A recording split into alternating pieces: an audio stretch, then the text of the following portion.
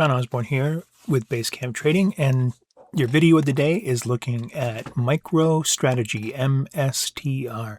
You can see that MicroStrategy back around the beginning of July ended up getting into a channel with resistance up at 104.17 and support down at 89.76. You can see this is the low here. There was also a low over here. Now we broke out to the downside here. This little line right here is an indicator that we have that identifies when you have a divergence. That means when price is going lower, but the indicator is going higher. You can see that with the momentum indicator down here. See how it's rising even though it puts in a new low.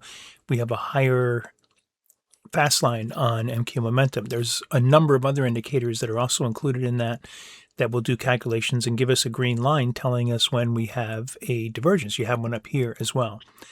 Any case, right at that point, we were thinking, well, we got a channel breakout. We could go with either way. The divergence said go the other way. So we were looking for it to break out, and that would be above the 104.17. Well, we did that on August 7th, which would have been last Friday, right? And today we pulled back inside again, but this time we ended up retesting 8 EMA, and now we have the opportunity perhaps to see if we can break out to the upside. Now this is a bull flag, bull flags are special at Basecamp Trading. They're not the typical flag that you'd see where you have a pole and then a long consolidation making a pennant. No, it just has a move up and then a pullback. So it's a possibility we could see a breakout here.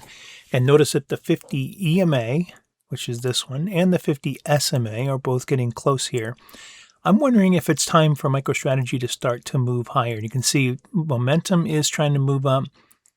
If we can break above, trigger this bull flag by breaking the high of Monday today, by breaking that high tomorrow and triggering it and moving up above here, it's possible that we could close above 104.17. If we can close above 104.17, we'll probably close above the 50 SMA.